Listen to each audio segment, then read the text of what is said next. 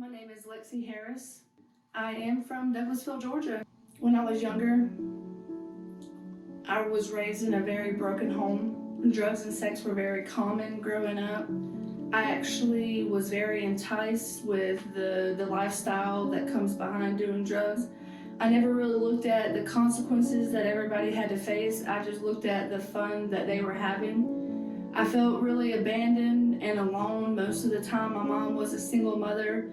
She worked a bunch of jobs, and then when she wasn't working, she was out partying and bringing random men home. I looked up to my oldest sister, Shandon. She was on drugs really bad, and I wanted to be just like her growing up. Coming into my adolescence years, I started getting very angry because I was wondering why my dad wasn't around. I felt like, why didn't he want to be in my life? What was wrong with me?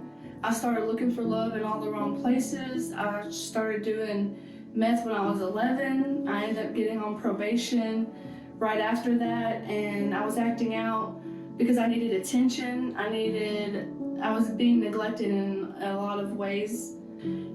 I started being promiscuous at the age 12, and before I met this guy named Aaron, and I thought I was in love with him, and we ended up getting pregnant when I was 14 and I was in 9th grade. I thought that having this kid was going to fix everything and that I was going to finally get the family that I always wanted growing up, but I was wrong. He turned out to be very abusive, and so at the age of 15, I didn't drop out of school. I stayed in school. I knew that was very important. And by the age 16, I got off probation and I started smoking weed every single day because the arguments we would get into would lead to him putting his hands on me every single time, and it didn't matter. Nobody was there for me. I would call my mom. She couldn't do anything for me. I just felt stuck. I felt trapped. There was no connection. There was no resources. At this time, even if I wanted to get out, I didn't know how.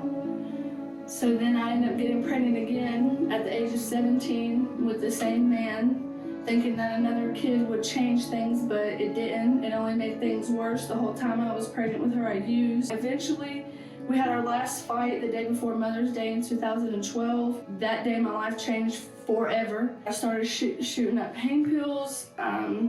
I was doing things that I never thought that I would do for drugs. I left my kids behind and I lost every single thing. Jail and prison was my home. When you're on drugs, you don't think about anything like that. You don't think about your children, you don't think about your family, you only think about your next high because you're in so much pain and you don't know what to do with it. So eventually, a lot of betrayal led me to praying one night, and the next day I ended up going to jail. 6 months later, I went to a Christian rehab and I got my life back. Not only did I get my life back, but I got so much more because the life I was living before wasn't a life worth living at all. I had been in this juvenile system since I was 11 years old. No resources, nobody cared, but you know what? God cared. And He pulled me up out of the pit, and I never want to go back. I became the assistant director of the rehab. I stayed for 4 years. I managed 2 thrift stores. I bought my first car with my own money, and I stayed connected. I started helping people because that's what I want to do now. I want to give back what was freely given to me. If I could talk to my younger self, I would say to learn as quick as you can to be patient. No matter what hurt or pain that people put you through, that's not who you are. That's not your identity. Don't listen to the negative things that people say to you, but believe in you, but most of all, believe in God because He created you for a reason. And I stayed connected. I started helping people because that's what I want to do now. I want to give back what was freely given to me, and that is why I am so thankful for the Nichols Center, because it gives and it gives. We need more people and we need more centers like this, and I'm so thankful for Tara Nichols and everything that she has done in my life. She's been a huge part of my healing and my trauma, and I come here every week and I do a class, and I'm thankful that God has directed me here, and I'm thankful for the new job that I have. And I want to help people to get to the root issue.